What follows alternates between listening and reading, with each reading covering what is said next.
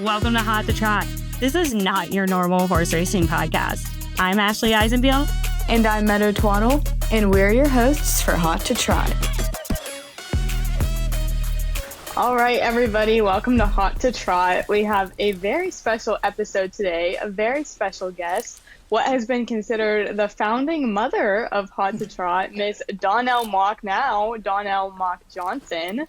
Welcome. Thank you for being here with us today. Oh, no, thank you guys for having me. I'm so excited to be back.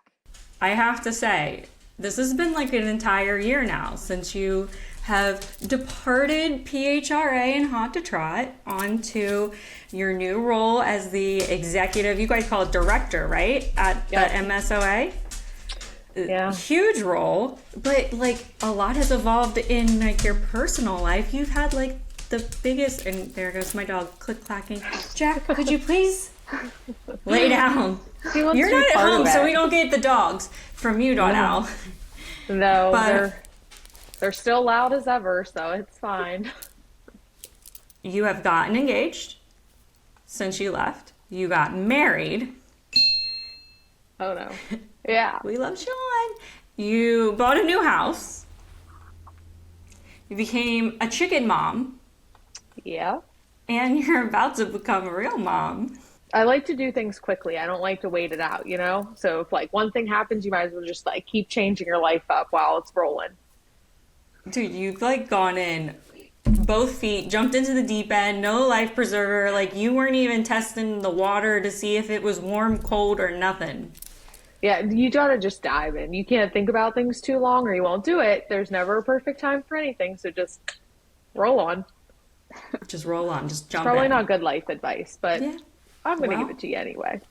You know, girl. Yeah, Meadow, your dad would probably not like that advice to you, so don't take it. It's okay. No, Agreed. I want... Don't worry about him.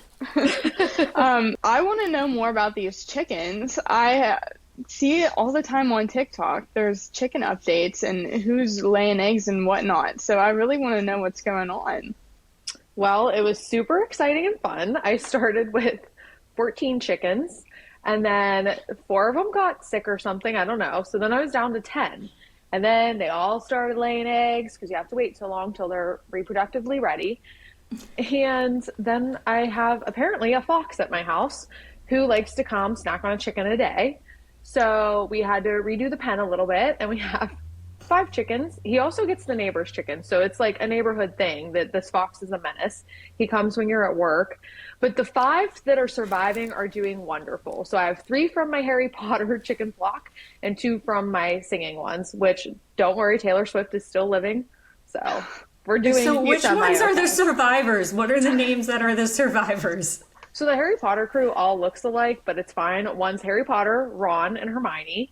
And then I have, it's okay that they're girls, but they have boy names. It's fine. They don't mind. And then Taylor Swift and Meg Maroney are the only 2 that are living out of the singing crew. And the Disney crew didn't make it. They didn't survive. So poor Elsa. How many chicken casualties has there been? What's 14 minus 5? You lost all those chickens 9. to Fox? Yeah, he's a menace. And he tried to grab up Taylor Swift last week, but luckily there was someone at the house working on our barn, and he yelled at the fox, and the fox dropped Taylor Swift, and he ran away. But he hasn't been back since. So, knock on wood, we're like 2 weeks fox-free, but that fox has got to go. Do you have like a memory rock like garden for all your He chicken took their casualties? bodies. I don't even have their poor little bodies. He just I snatches know. them and leaves the premises, never to be seen again. I found feathers. That's how I knew. I was like, why are these feathers everywhere? Very upsetting. Yeah. Foxes are not your I friend. mean, that's rough. I didn't know being a chicken mom was like, I would be devastated. Yeah, it's a little scary out there. There's a lot of predators, apparently. What made you want to get chickens? I don't know. I don't even, I like eggs, but I don't love eggs. So, honestly, I give away a ton of eggs because now I have 5 eggs a day. And I'm like, I don't even eat that many eggs, and I only bake so much. So, people on the backside are lucky. I hand out eggs. That's smart, though, because the price of eggs went, crazy upwards as of late. So I kind of sometimes wish I had chicken so I didn't have to pay that.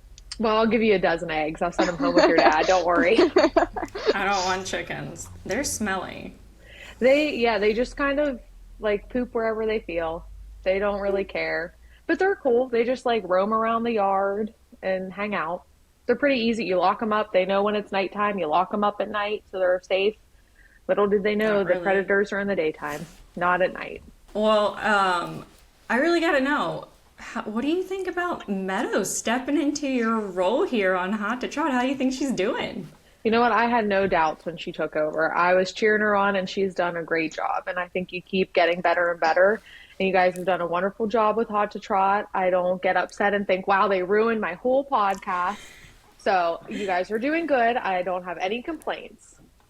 Yeah, you were the founding mother. This was your idea. This is your thought, baby. And then now I just have to talk to myself or my dogs. I don't get to get on a podcast and chat it out. You talk to your chickens. Give us an update on the dogs real quick, and then we'll get into the meaty stuff of your new position. They're still their same loud selves. We got a cat, though. So we added a cat to the mix because someone dropped him off, and I found him in the bushes with the chickens. I named him Wallen, as in Morgan Wallen. He was covered in little ticks. I took him to the vet. I saved his little life. I got him fixed, and he thinks he is a dog now. But he's super cute, so it's okay. Oh my goodness. You have a zoo. I know. I'm just waiting for goats. Goats are my next thing. Oh my gosh. I got a chinchilla. That's been my new addition to the furry families. Ooh. Wyatt got a chinchilla named Tofu. Oh, Tofu. Tofu. Interesting name. I wanted Mr. T. He went with Tofu. I still call him Mr. T because he kind of gives like gangster looks and like winks at you. So he's just giving off that vibe for me. But hey, who knows? Well, Dawnelle, you were the one that you got me involved with the whole PHRA thing. I would have never been able to even step into this role without you. So I'm very honored, and I thank you very much for that. But let's move on to your current role and your current job. What's that look like for you? What are your responsibilities and kind of a day-to-day basis? So day to day, it kind of changes. It just depends what's going on that day. Some days there's meetings, but for the most part, I'm the horseman representative back here. So if horsemen have problems or troubles, they come into the MSOA office. We have a nice retirement program for our trainers, drivers, and our grooms. We offer health insurance. So there's a lot of that stuff that goes into it. I never thought I would learn so much about health insurance, to be honest. We also obviously are communicating with the casino on a daily basis and the race office and things like that. Also legislation. We're waiting on, the budget to be passed that affects horse racing and things like that. So it just depends day to day, but it's always interesting and keeps you on your toes. That's for sure. That's awesome. I love that you're like a woman in this role. There are, but there's not too many in the industry that are, executive directors of the Horsemen's Group. So it's awesome. I've been a big cheerleader of you in this position and advocating for, women in horse racing. We step it up every day. Hey, who runs the world? It is coming up on International Day of the Girl. So what better time to have you on? I know. I was the first woman here to be executive director, which is like a great honor itself. I mean, it's an amazing job. I grew up here at the Meadows, raced here for years. So to be able to help the horsemen in any way that I can, it's an honor itself. And I have a really great board, so I'm lucky. And then, Lisa Dunn was the president. So her and I have worked closely together. I've been really lucky. Richie Gillock, he's still around and was president here for 16 years. So he's been a big help when I was transitioning into this. There's still questions every day I have to ask. So I'm always learning, but definitely a year in, I'm a little bit better off than when I started. I'm learning. What's something that surprised you about your position that you didn't think was going to be hard or like turned out to be something you were like, oh, I didn't expect that to be, a hurdle I needed to jump? I guess, honestly, learning like health insurance, like that's not something that I was always like, oh, you get health insurance, you're good. But there's so much that goes into it. Deductible, self-insured, fully insured. So like you have to have that for your horsemen on the backside. They need to have health insurance. That's one of the great things about being here year round. So that's probably the biggest one that I had to learn and really grasp. And I'm still learning. The summer season's kind of coming to an end. I know you have your last big event coming up, but the summer as a whole has been super fun, and I've seen a lot of new events and things coming to the track. What's your take on the current energy of what's going on, and what have you really tried to work on bringing to the track? I mean, we definitely want to see more and more events. That's something we didn't get to do a lot of. But this year, it was really exciting. We tried out Fox Sports for the Adios. So that's something we got the Adios on a national broadcast. So for me, that was exciting to see. I know some people, it wasn't hours long worth of Meadows racing on there, but it was cool to see the Adios itself on a huge Saratoga day. We also did Fox commercials. So just getting more into the sports scene, and hopefully people that are already betting horses, showing them the Meadows and the product that we have here to offer, because we have great racing and, some of the best horses. So it was just cool to showcase that.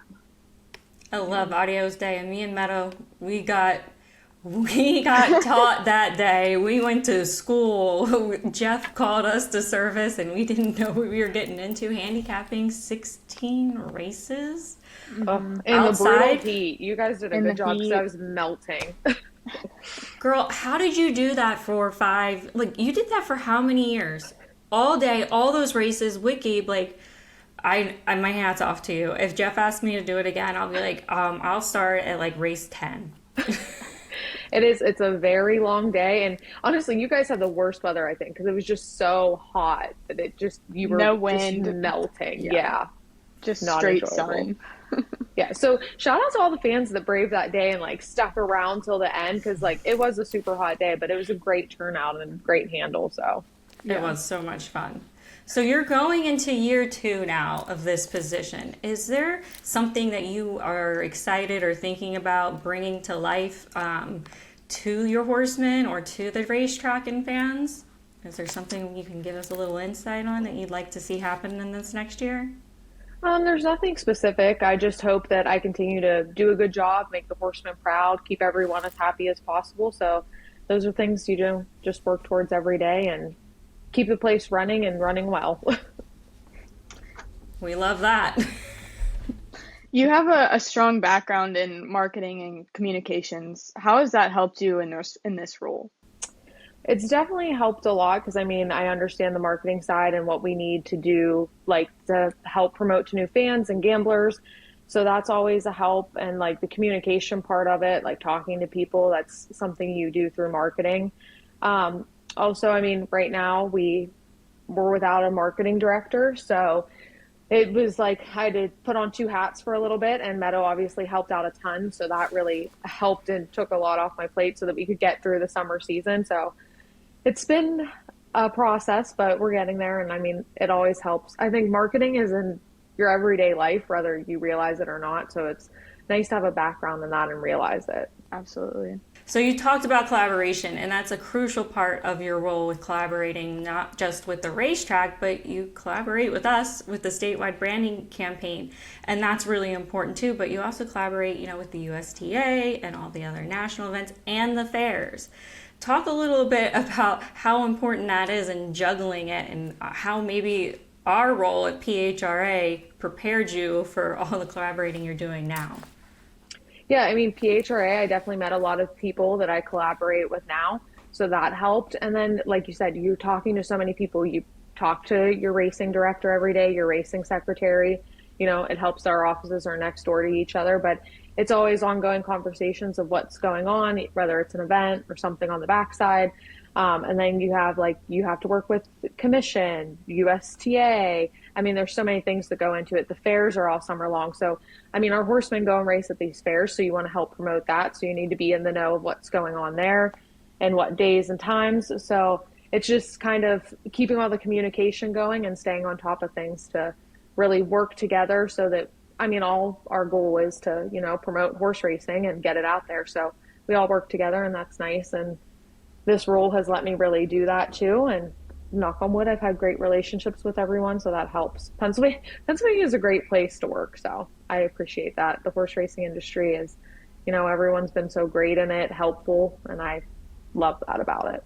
Well, you'll be collaborating with someone new here soon, because it has been announced that Scott Lisha is going to be coming towards me to Penn National Thoroughbred Racing. So there'll be a new track, executive of racing to be collaborating there with. So excited to find out who that is. I'm sure whoever it is, it will be fun and you'll get along great with them. But I mean, it always shakes things up when a new person steps into a big role like that. Yep, it's always an adjustment. We were lucky to have Scott for as many years as we did. He's been great. I think today's actually his last day, so I got to see him yesterday, and he'll be on his way headed over to you, but I think it'll be great at Penn National. And when opportunities are there, I always say take the opportunity when you can, so I think it's good, and we'll see who comes in. I'm excited to see who they hire, and like always, I'll be happy to work with anyone. Well, your path has been super unique. Marketing, communications, obviously podcasting, and now you're in this really large leadership role. What advice could you give anyone, especially a young woman who wants to get involved in the industry? I mean, to just go for it. I feel like I never thought I would be in a role like this, and I did love marketing, so it was definitely, do I want to leave just complete marketing to try for a bigger role? But I mean, definitely go for it and go out there, make your connections, talk to people. You just never know what you're going to find out there. So just always try, even if you don't think you'll succeed. That's part of the journey.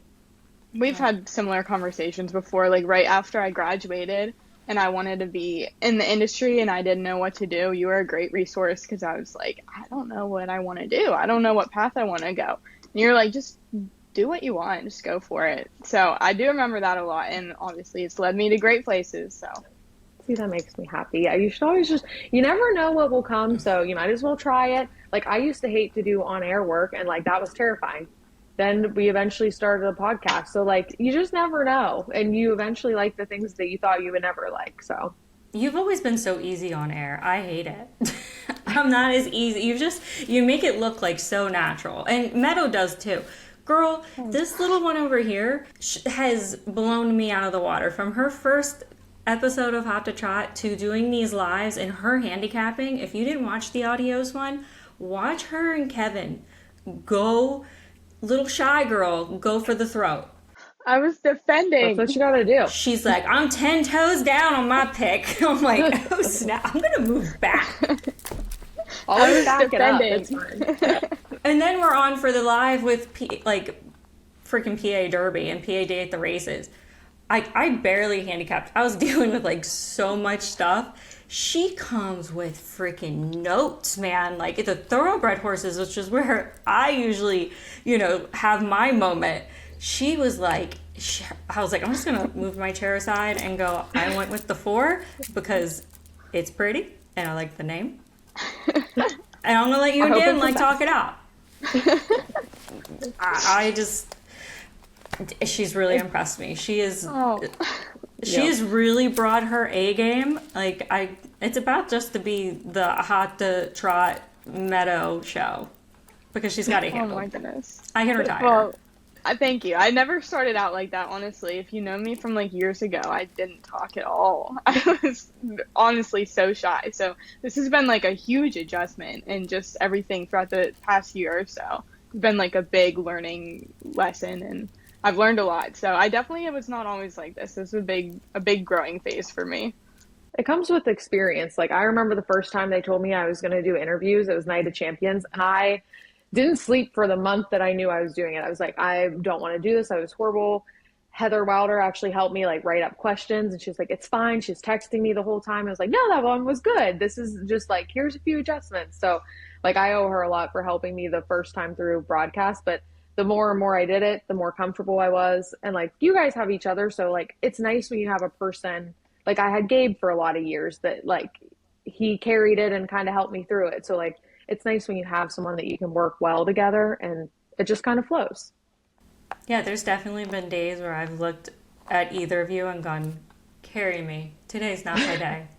And then there's times where Meadows' internet goes out and it's like, it's okay, girl. You can't tell me to carry you because you're disconnected. But I'm going to carry you for this episode because you can't seem to get logged on.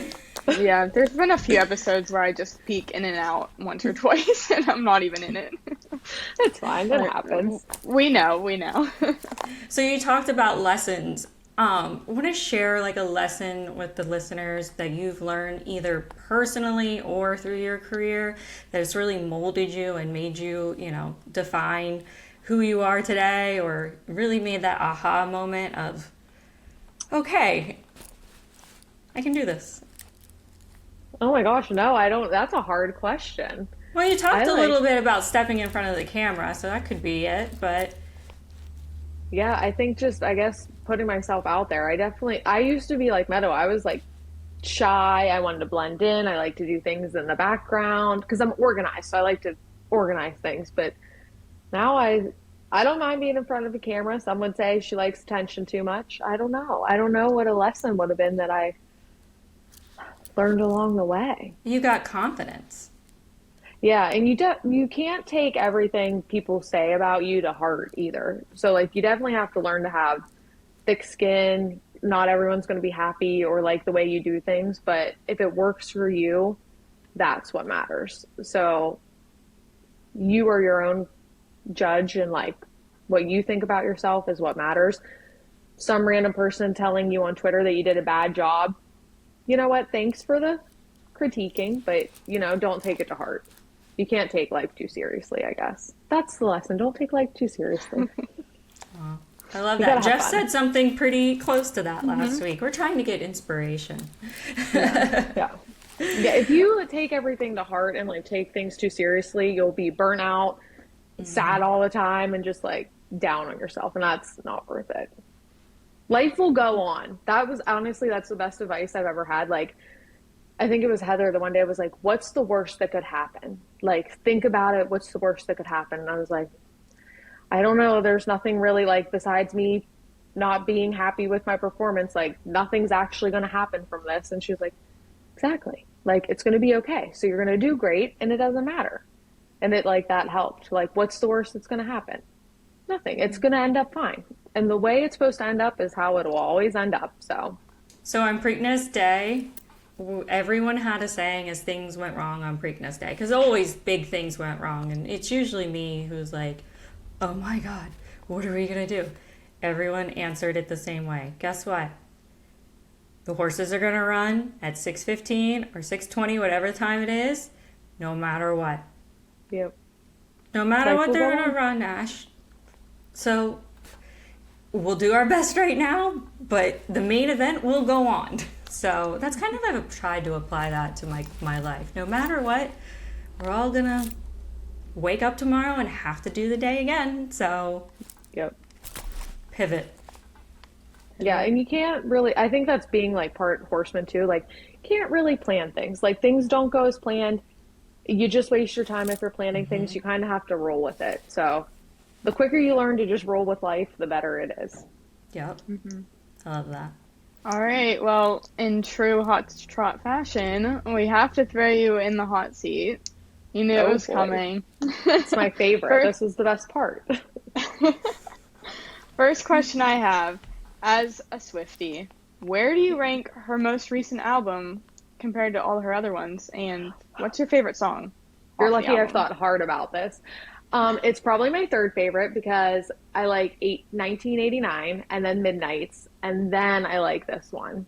My favorite song off the album is probably Opalite, because it's just, if you've read Fourth Wing too, like, for the girls that are book girls out there, you must read that book. But like the lightning strikes and stuff, it kind of goes with that book. And I don't know, it's a good song. It's like a happy, boost you up, dance around.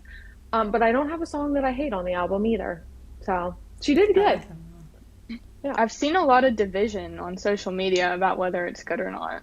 I know. Some people said this is her worst album ever, and that is just rude. She's happy.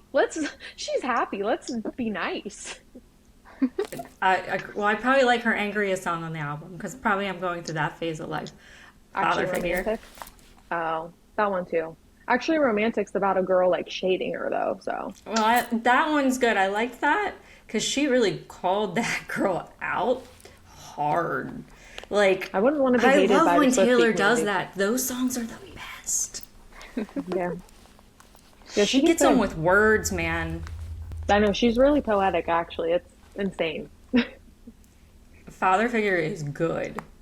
I do like that one. It is good. I'm an Elizabeth Taylor fan. Oh, that one's good too. Elizabeth Taylor. Yeah, that one you could jam out to. Wyatt asked me if I could please stop listening to it this week because he's with me. He's like, "Can we stop now? Can I pick the music?" No. Well, I need to know all the words so that like I can sing along to every song. So I've listened on repeat. Actually, the night it came out, I like wake up every 2 hours anyway, and I was like, "Oh, should I start listening to this at midnight?" But then I waited till I got up at 6, and then as we were laying in bed, I was like, "Everyone listen, the dogs too," and we all listened to it as we got ready for the day. I love it. All right, next hot to trot question, hot seat question is about hot to trot anyways. What is your favorite hot to trot memory? Ooh. I feel like the first day that we started Hot to Trot and we lined up like 5 interviews in a row in my house. I think that was my favorite memory because we were like, wow, we should never do this again. You should stick to 1 interview a day. This is a lot. But it was such a learning experience. And it was fun because we were just getting started. We were getting in the flow of it. Jalen was sitting in the corner being judgy Jalen. So that was always appreciated. So I miss that. I miss judgy Jalen. Oh, I love that day. That was so, I wasn't even thinking about that day as my favorite memory, but now I do. Like, we were all in your house, like a little sorority, makeup, Jalen's curling our hair, we're trying to change shirts between episodes like it's a different day. Remembering what outfit we wore for what person to redo the intro. But we did it. Oh. It was fun. It's getting darker, and then we're like, we haven't even eaten. Like, we had been there since like 8 a.m. trying to figure out where the set should be, where the mics should be. Oh, that was a great experience. That was fun. But I love when we went to film a bunch of TikToks with Del Valde at Pocono, and we made like 6 TikToks, and 2 of them were like dancing, and you were doing what's it called? The hoedown one? Where your truck broke down? Yeah. Yeah, that one. And I just like stopped midway through and I'm like, this is not the dance. I don't know how to learn dances. I don't have rhythm, but I can just like jam out to the side. She just started doing her own dance and I just like stopped and I was like, what? Dance to your own beat. But we did some really funny TikToks that day. I do. I miss my TikTok making days. I haven't even updated my chickens lately. You need to. I haven't done my hair in a long time, so usually if I don't do my hair and makeup, we can't really film. Although by my TikToks, you wouldn't notice that either. Well, on the topic of TikTok, the next question I have: who is your favorite TikToker/influencer? Ooh. I don't know. I feel like it changes daily. Like, my For You page is always different. Like, sometimes I'm watching makeup and I like that Michaela because I like her accent from, like, Boston. So I just like to hear her talk. Right now it's Amazon deal days because I was like, what deals are on Amazon? Right. Who am I most influenced by, though? I don't know. Well, I guess probably, like, I watch a lot of housewife TikTok. Honestly, I don't even have to watch the episodes anymore. Bravo like puts it up there for us, so yeah. I don't know. I don't have like a favorite influencer though that I would like die to meet. Yeah. I'm switching this question because you brought it up. What is your current favorite Housewives series and wife? Salt Lake City. My favorite wife. I think Mary because she's so funny. She's so quirky and she just does not. That woman has 0 filter, gives 0 F's what anyone thinks or what she does. If it comes into her head, she says it out loud. And I just think it's funny because sometimes she's like so mean, but it's from Mary. So like, it's funny. The fact that she's in an RV with those that women. Wasn't her kind of trip. I wouldn't have went on that trip either. I've only ever seen New Jersey. Girl. New Jersey's Jersey good. girls. I love Beverly Hills and the OC. Man. I haven't watched Miami, but I feel like I need to watch Miami. Oh, New York, the OGs were amazing, but we don't have the OGs anymore, so. Follow Luann on TikTok. She puts some creative content out there. I do. You know who I do get influenced by, actually, now that I think about it? Bethany Frankel. She always comes up on my page, and she always is like, this is the best product. And honestly, she doesn't disappoint. So she's probably who I'm most influenced by. Now that I think about it. Yesterday was a bodysuit, and I started looking for it because it was cheap on Amazon. And it wasn't even hers. It was like a hair girl's that she just like tried on. A black bodysuit. Yeah, I went and looked it up. She makes those snacks. I think she calls them like the supermodel snacks or whatever. they're so good. Yeah, because she walked in that runway, the Sports Illustrated, and she looked killer. So now all of her supermodel snacks, I definitely watch. Yeah, I was like on a huge tomato and cottage cheese with everything bagel seasoning kick for the longest time. Yeah. Honestly, sounds really good. I'm kind of hungry. That's that baby talking. Yeah, I'm always hungry. Oh, well. All right, last question I have. If you walked into the mall, what is the first store you're going into? In the mall, Express, probably. I used to work there, and I still like their clothes, so probably Express. Does anyone go to the mall anymore? I feel like I haven't been there in a very long time. I couldn't tell you the last time I was in a mall. I'm an Amazon shopper. That's so bad. Me too. And Target. Love Target. Mm-hmm. I took Aiden and his friend to King of Prussia the other week, literally the day after PA Derby, to go homecoming shopping. And first of all, shout out to PA also for having like one of the most amazing malls ever. Could have gone broke. They were more interested in like the food and the restaurants though, which was good. But they have literally everything. But honestly, there wasn't that many people there. Mm-hmm. It's really sad actually that malls like are becoming a dying thing. I started out in retail, so I love retail, but like it's not the same. People don't go to malls. I just hate getting like jeans and stuff and then like getting them here and then they don't look right and they don't fit right or they're not like the texture or the fabric I thought they were going to be, and then having to go to Kohl's or the UPS store and ship them back, like, and then you're mad because you don't have them now. So when I go to order a dress for an event, I order like 3 options. That's what I do. Because 2 I'm going to hate on me. I usually keep them all, so I can't relate to that. I'm always like, I won't spend all this money. I'll return them, and I never do. It's a bad habit. That brings us to the end. You're out of the hot seat. I'm glad we put you in it. We've put you in it only a few times. We would put each other in it, but you survived. Of course you would. You created it. I like it. That was good. You guys asked good questions. Good. A+ for you guys. We miss you, but we talk to you all the time and see you all the time. Well, I don't get to see you, but we talk to you a lot. Meadow gets to see me. I see you all the time. I'm always there. We're so happy to have you come back and give our viewers and our listeners a little update on what's been happening with you, because we know, but not everybody gets to know. So we're so proud of you and wish you all the luck in Shawnee and your new bundle of joy and your chickens. I hope they survive. Me too. And we do miss you, even though we still talk to you, but we do miss your presence. You've always brought the positive Patty vibe to everything. So well, thank you for having me back. It was nice to be back for a day. Yeah.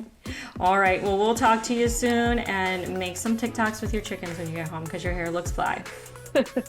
Thanks. Thank you. Thanks for listening, and thank you to the Standardbred Breeders of Pennsylvania for sponsoring Hot to Trot. We'll see you next time.